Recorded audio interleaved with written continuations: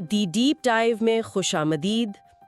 یہ وہ جگہ ہے جہاں مضامین، تحقیق اور نوٹس کے انبار کا انتہائی تفصیلی جائزہ لیا جاتا ہے تاکہ علم کے اہم ترین موتی نکالے جا سکیں۔ بالکل، اور مقصد یہی ہوتا ہے کہ معلومات کے بوجھ تلے دبے بغیر ایک متوازن سمجھ بوجھ فراہم کی جائے۔ جی ہاں، بالکل، ایک ایسا شارٹ کٹ جو گہرائی بھی دے اور بور بھی نہ کرے۔ تو آج کی اس نشست کا جو موضوع ہے وہ اسلامی تاریخ کی ایک نہایت اہم لیکن ساتھ ہی میرا مطلب ہے کافی متنازع کتاب ہے، سنن ابن ماجہ۔ یہ واقعی ایک بہت دلچسپ موضوع ہے۔ اس پر جو تحقیقی مقالے موجود ہیں وہ حیرت انگیز حد تک تفصیلی ہیں۔ بالکل، اور ہمارے پاس موجود ذرائع میں اس کا تاریخی پس منظر، طریقہ کار، استناد کی بحث اور مختلف مکاتب فکر کا نقطۂ نظر شامل ہے، جیسے سنی، شیعہ اور سیکولر زاویے، اور ساتھ ہی اسرائیلیات پر بھی شاندار تحقیق ہے۔ تو چلیں اس کے مختلف پہلوؤں کو سمجھتے ہیں اور دیکھتے ہیں کہ ایک ایسی کتاب جس میں متنازع اور ضعیف روایات موجود ہیں وہ کیسے سنی اسلامی دنیا کی چھٹی سب سے مستند کتاب بن گئی۔ اب اگر ہم اسے وسیع تر تناظر میں دیکھیں تو یہ کتاب صرف احادیث یا قوانین کا کوئی خشک مجموعہ ہرگز نہیں ہے، بلکہ یہ 9ویں صدی کے ثقافتی اور علمی رجحانات کا ایک جیتا جاگتا آئینہ۔ بالکل صحیح کہا آپ نے، کیونکہ کسی بھی کتاب کو اس کے دور سے کاٹ کر تو سمجھا ہی نہیں جا سکتا۔ 100%۔ اس کا مطالعہ کرنے سے ہمیں پتہ چلتا ہے کہ اس وقت کے علماء معلومات کو کس طرح دیکھتے تھے۔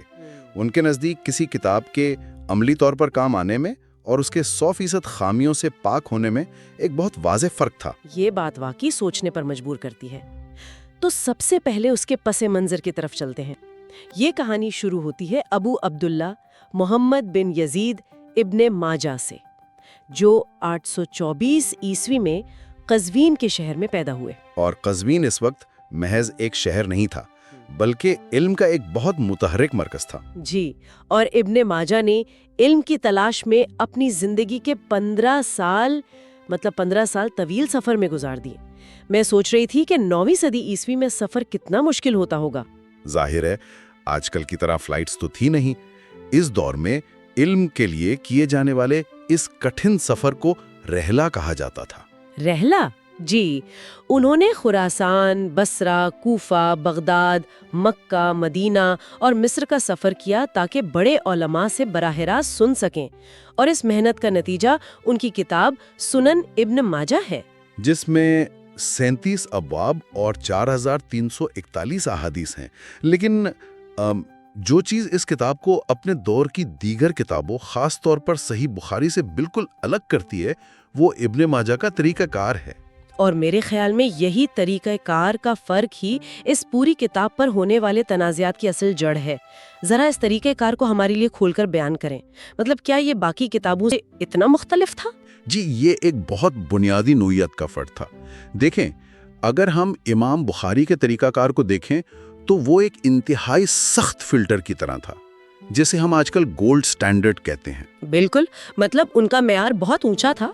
جی، امام بخاری کا اصول یہ تھا کہ وہ صرف ان راویوں کی روایات لیتے تھے جن کی سچائی اور یادداشت پر کوئی شک نہ ہو، اور ان کی ملاقات بھی 100% ثابت ہو۔ یہ ایسا ہی تھا جیسے کسی حساس جگہ کا سیکیورٹی چیک۔ صحیح۔ اور ابن ماجہ کا طریقہ کار کیا تھا؟ ابن ماجہ کا طریقہ کار اس کے برعکس ایک بہت بڑے جال کی طرح تھا، یا اسے ایک تجرباتی لیبارٹری سمجھ لیں۔ انہوں نے استناد سے زیادہ جامعیت اور افادیت پر زور دیا۔ افادیت پر؟ جی، یعنی ان کا مقصد فقہ کے ہر پہلو کا احاطہ کرنا تھا؟ بالکل۔ وہ چاہتے تھے کہ اسلامی قانون کے ہر باریک مسئلے کا احاطہ کیا جائے۔ اس کوشش میں انہوں نے ایسے راویوں کو بھی شامل کر لیا جو شاید امام بخاری کے اس کڑے معیار پر پورے نہ اترتے ہوں۔ یعنی ہم اسے آج کے دور کے کسی اوپن سورس ڈیٹا بیس سے تشبیہ دے سکتے ہیں؟ یہ بڑی اچھی مثال ہے۔ جی، ایک ایسی پبلک لائبریری جو دروازے پر کھڑے ہو کر یہ فیصلہ نہیں کرتی کہ کون سی کتاب 100% سچ ہے، بلکہ ہر طرح کا مواد محفوظ کر لیتی ہے تاکہ آنے والے محققین خود چھان بین کر سکیں۔ بالکل۔ ابن ماجہ نے روایات کے ساتھ ان کی سندیں بتا دی اور فیصلہ بعد میں آنے والوں پر چھوڑ دیا۔ لیکن ظاہر ہے، جب آپ فلٹر ہٹا کر ہر چیز شامل کر لیں گے तो तनाज़ा तो खड़ा होगा। और हुआ भी यही। हैरत की बात तो यह है कि शुरू में इस किताब को अहम तरीन किताबों की फहरिस्त यानी कुतुब सित्ता में शामिल ही नहीं किया गया था। ये एक ऐसी तारीखी हकीकत है जिसे अक्सर नज़रअंदाज कर दिया जाता है। इमाम नववी और इब्न खुल्दून जैसे बहुत बड़े उलमा ने इसे मुस्तनद किताबों की फहरिस्त से मुकम्मल तौर पर बाहर रखा था। जी, मेरी रिसर्च के मुताबिक उनके नज़दीक मुअत्ता, इमाम मालिक या सुनन दारमी को ये मकाम मिलना चाहिए था। तो फिर ऐसा क्या हुआ कि एक किताब जिसे बड़े उलमा मानने को तैयार नहीं थे, वो अचानक छठी किताब बन गई? ये तारीख का एक दिलचस्प मोड़ है। 11वीं सदी ईस्वी में अबुल फजल मोहम्मद बिन ताहिर अल मकदसी ने इसे बाकायदा छठी किताब करार दिया। और इसकी वजह किताब का बेऐब होना हरगिज नहीं था, बल्कि उसकी वही अफादियत। मतलब वो मुनफरिद अहादीस जिनका बाकी किताबों में जिक्र नहीं था? जी हाँ, इस किताब में तकरीबन 1329 ऐसी मुनफरिद अहादीस हैं जो बाकी 5 किताबों में नहीं मिलती। इन्हें इल्म हदीस में ज़वाइद कहा जाता है। ज़वाइद? और इन मुनफरिद अहादीस ने रोज़मर्रा के उन मसाइल को कवर किया जो बाकी किताबों में छूट गए थे? बिल्कुल। अल-मुक़दसी और बाद के उलमा ने महसूस किया कि इनके बगैर फ़िक़्ह का ढांचा नामुकम्मल रहेगा, तो अमली ज़रूरत ने कड़े इस्तिनाद को पीछे छोड़ दिया। लेकिन ज़रा आदाद-ओ-शुमार पर नज़र डालें, किताब की तकरीबन 26% अहादीस ज़ईफ़ या कमज़ोर हैं। और बात सिर्फ ज़ईफ़ होने तक महदूद नहीं, 30 से 40 रवायात तो ऐसी हैं जिन्हें मुहद्दिसीन मुकम्मल तौर पर मन घड़त मानते हैं। जी, जैसे क़ज़वीन शहर की फजीलत के बारे में अहादीस, जिन पर इमाम इब्नुल जौज़ी ने सख्त तनकीद की है। तो हम सब के लिए ये जानना क्यों ज़रूरी है? क्योंकि इससे ये सबक मिलता है कि किसी चीज़ के मुस्तनद समझे जाने का मतलब ये नहीं कि वो 100% गलतियों से पाक है। इससे तनकीदी सोच की अहमियत उजागर होती है। इससे एक अहम सवाल पैदा होता है कि मुख्तलिफ मकातिब फ़िक्र इस किताब में मौजूद इन वाज़े खामियों और मुतनाज़िया मवाद को किस तरह देखते हैं। यहाँ बात वाकई बहुत दिलचस्प हो जाती है, क्योंकि किताब में कुछ मखसूस और सनसनीखेज़ हवाले हैं जिन पर सबसे ज़्यादा तनकीद होती है, जैसे आयशा रज़ियल्लाहु ताला अन्हा और बकरी का वाक़या, हदीस 1944, जिसमें कहा गया है कि रज्म और रिज़ात की आयात एक बकरी का आ गई। जी बिल्कुल। और फिर ख़वातीन से मुतल्लिक़ हदीस है, जैसे हदीस 1853, जिसमें कहा गया है कि अगर किसी इंसान को सजदा करने का हुक्म होता तो औरत को कहा जाता कि वो अपने शौहर को सजदा करे। और साइंस और तोहमात वाली रवायात भी तो हैं। पीने की चीज़ में मक्खी गिरने का जिक्र या काले दाने यानी कलौंजी से हर बीमारी के इलाज का दावा। ये वो मकामात हैं जहां आकर मुख्तलिफ ज़ाविये आपस में टकराते हैं। तो ज़रा इन ज़ावियों को गैर जानिबदाराना तौर पर खोलते हैं। सबसे पहले सुन्नी नुक्ता नज़र, वो इन खामियों को कैसे देखते हैं? अगर हम क्लासिकी और जदीद सुन्नी उलमा जैसे अलबानी को देखें तो वो इन खामियों को छुपाते नहीं हैं, बल्कि बाकायदा दर्जाबंदी करते हैं। दर्जाबंदी करते हैं यानी मानते हैं कि कमजोरियां हैं। जी, और बकरी वाले वाक़े का जवाब वो मनसूख के तसव्वुर में देते हैं। ये मनसूख का तसव्वुर थोड़ा सा हमारे सुनने वालों के लिए आसान अल्फाज में बयान कर दें। सुन्नी उलमा का मानना है कि वो जो कागज़ बकरी ने खाया उस पर मौजूद आयात की तिलावत पहले ही मनसूख हो चुकी थी, यानी खुदा की तरफ से उनकी तिलावत ख़त्म कर दी गई थी। इसलिए उनका ज़ाया होना कुरान की हिफाजत पर कोई सवालिया निशान नहीं उठाता। समझ गई। और वो शौहर को सजदा करने वाली रिवायत, उसे कैसे देखते हैं? उसे सुन्नी उलमा अलामती माने पहनाते हैं। उनके नज़दीक ये इज़्दिवाजी रिश्ते की अहमियत जाहिर करने के लिए एक मुबालगा आराई है, ना कि कोई अमली हुक्म। और वैसे भी बहुत से मुहद्दिसीन इसकी सनद को ही ज़ईफ़ करार देते हैं। यानी सुन्नी मकतब फ़िक्र का दिफा ये है कि इब्ने माजा ने दयानतदारी से सनदें बयान कर दी ताकि बाद के माहिरीन खुद खरे और खोटे को अलग कर सकें। बिल्कुल यही बात है। लेकिन दूसरी तरफ अगर शिया नुक्ता नज़र को देखा जाए तो वो मुकम्मल तौर पर मुख्तलिफ है। वो कोई तावील पेश नहीं करते, बल्कि इस पूरी किताब और कैनन को ही मुस्तरद करते हैं। उनका मौक़िफ़ ये है कि इन असनाद में ऐसे अफराद शामिल हैं जो अहले बैत के खिलाफ तास्सुब रखते थे। जी, उनके नज़दीक जब बुनियाद ही काबिल भरोसा नहीं तो इमारत कैसे दुरुस्त हो सकती है? बिल्कुल, वो इस पर अकायद या फ़िक़ा के लिए इन्हिसार नहीं करते।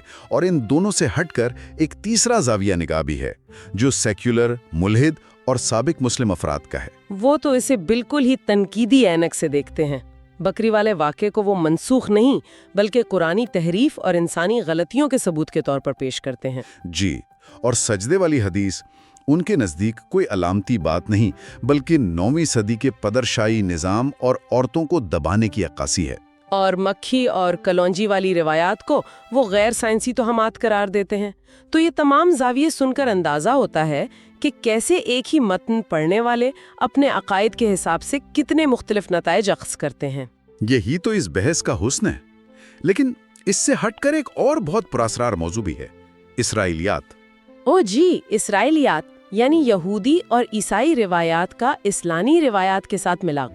ये बहुत हैरान कुन है। बिल्कुल।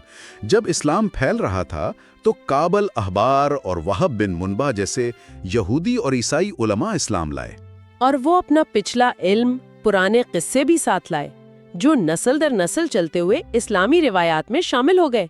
इब्ने माजा में इसकी बड़ी हैरान की मिसालें मौजूद हैं। जी हाँ, जैसे आदम अलैहिस्सलाम का कद 60 हाथ होना, और अल्लाह के अर्श को उठाने वाले 8 पहाड़ी बकरे, हदीस 193, और मूसा अलैहिस्सलाम के कपड़े चुराने वाले पत्थर का वाक़या, हदीस 79 में। यहाँ हैरत अंगीज बात यह है कि ये सब इत्तेफाकी नहीं था। तो क्या ये जानबूझकर किया गया? इसकी बुनियादी वजह खुद पैगंबर इस्लाम से मंसूब एक हदीस थी। सही बुखारी की हदीस 4661 में उसूल दिया गया है कि बनी इसराइल से रिवायात बयान करो, उसमें कोई हरज नहीं। अच्छा, तो इस इजाज़त की बुनियाद पर ये कहानियाँ शामिल हुईं, लेकिन उलमा ने सब कुछ अंधाधुंध तो कबूल नहीं किया होगा ना? बिल्कुल नहीं। उन्होंने इसराइलियात को परखने के लिए 3 हिस्सों में तकसीम किया। पहली किस्म मुआफिक है, जो कुरान से मुताबिकत रखती हैं, जिन्हें कबूल कर लिया जाता है। जी। दूसरी मुखालिफ है, जो कुरान से टकराती हैं और यकसर मुस्तरद कर दी जाती हैं। और फिर आती है तीसरी और सबसे दिलचस्प किस्म, मस्कूत अनहु। मस्कूत अनहु यानी जिनके बारे में खामोशी है। बिल्कुल, ये वो कहानियां हैं जिनकी ना तस्दीक की गई ना तरदीद। 60 हाथ लंबे आदम या पत्थर का कपड़ा लेकर भागना इसी में आते हैं। यानी ये सिर्फ तारीखी दिलचस्पी या नसीहत के लिए सुनाई जा सकती हैं, मगर उनसे कानून नहीं बनाया जा सकता। और इब्ने माजा में मौजूद ज्यादातर इसराइलियात इसी तीसरी किस्म या ज़ईफ दर्जे में आती हैं। चूंकि इब्ने माजा का मकसद जामियत था, इसलिए उन्होंने इन रिवायतों को भी इंसानी तारीख के एक हिस्से के तौर पर महफूज कर लिया। ये मालूमात आज के दौर में क्यों अहम है? क्योंकि ये बताती हैं कि इब्तदाई इस्लामी दौर अलग थलग नहीं था, बल्कि वो दीगर तहजीबों के साथ एक गहरे इल्मी मुकालमे में मसरूफ था। बिल्कुल दुरुस्त। और ये हमें वापस उसी नुक्ते पर लाता है कि इब्ने माजा दरअसल एक बहुत बड़े आर्काइविस्ट थे। उन्होंने उस वक्त की इल्मी फिजा को पूरी तरह महफूज कर दिया, छानबीन का काम बाद में आने वालों पर छोड़ दिया। तो इस सब का असल मतलब क्या है? सुनन इब्ने माजा सिर्फ कानून की किताब नहीं, बल्कि 9वीं सदी के इंसानी सोच का एक वसी ज़खीरा है। इसने फिल्टर करने के बजाय आर्काइव करने का रास्ता चुना। और यही उसकी सबसे बड़ी ताकत है। अगर वो सब कुछ हज़्फ कर देते जो उन्हें मशकूक लगता, तो आज हमारे पास उस दौर की तारीख का बड़ा हिस्सा मौजूद ही ना होता। बिल्कुल। और इसी बात से इख्तिताम पर एक हतमी और फिक्रंगेज सवाल पैदा होता है। इब्ने माजा और उस दौर के उलमा में इतनी हिम्मत थी कि उन्होंने मुतनाज़िया, कमज़ोर और दूसरी तहजीबों से आने वाली कहानियों को डिलीट करने के बजाय महफूज किया, ताकि आने वाली नस्लें खुद हक़ाइक़ की छानबीन कर सकें, जो कि एक बहुत बड़ी बात है। जी। लेकिन आज के डिजिटल दौर में, जहां हम ज़रा सी मुतनाज़िया बात को कैंसिल या डिलीट करने के जुनून में मुब्तला हैं, तो क्या हम मुस्तक़बिल के मुहक्किकीन को वो मवाद फराहम कर रहे हैं जिससे वो हमारी तहज़ीब की मुकम्मल तस्वीर देख सकें? या फिर हम सिर्फ एक सेंसर शुदा तारीख छोड़कर जा रहे हैं? बिल्कुल, ये एक ऐसा सवाल है जिस पर हम सबको ज़रूर सोचना चाहिए। आज की नशिस्त में बस इतना ही। सुनने का बहुत शुक्रिया। खुदा हाफिज़।